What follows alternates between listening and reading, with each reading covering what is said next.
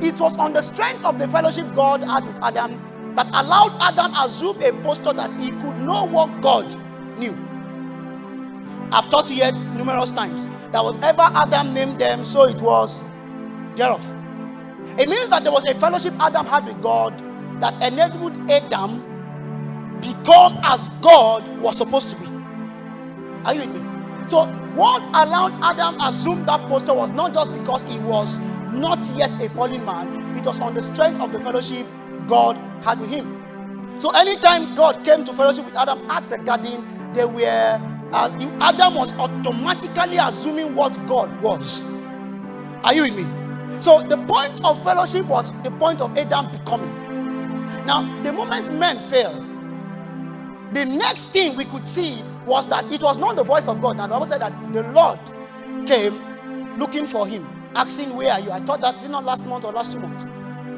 And after that reality happened, the Bible recorded that Adam was sentenced out of the garden. Are you with me?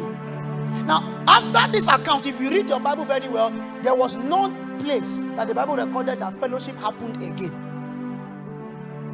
Until when the Bible recorded, I think in Genesis chapter 12, it said that men began to call upon the name of the Lord. For many years, for tens of years, there was no consistent fellowship between man and God. All that we knew that was happening was that God would just come, give an instruction, or a man will out of the blues just sacrifice to God to pay obeisance to a deity that his own forefathers knew about.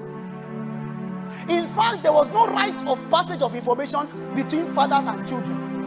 That was why in the days of Moses, God had to instruct Moses that tell the people that of Israel that they need to be teaching their children. In fact, they should write it on their doorstep so that their children will not forget. Because before this time, when a man gives birth to his son, what he passes to his son is his inheritance. The inheritance that he has, the portions that he has. In fact, inheritance was not given when the father wants to die, but at the point of the birthing of a child. How inheritances were given was that the Bible recorded that, okay, a time came when Lamech gave birth to a child called Enoch. So he named him Enoch. All of a sudden, a territory became that guy's name. This was how men entered inheritances in those days. At the point when they were giving birth to, before they could even walk, there were certain inheritances that were already delivered unto them. This was the mystery of the realm of the spirit. This was how these guys engaged things. All of a sudden, a time came where that reality was no longer possible, that men had to enter something to give something. So what Abraham gave unto his son Isaac was what he entered in God, the inheritance and the covenant he had. Yes, I give it unto you. So Isaac had to assume that posture himself. And when it was time for Isaac to also leave, he had to transfer it also onto what? Jacob.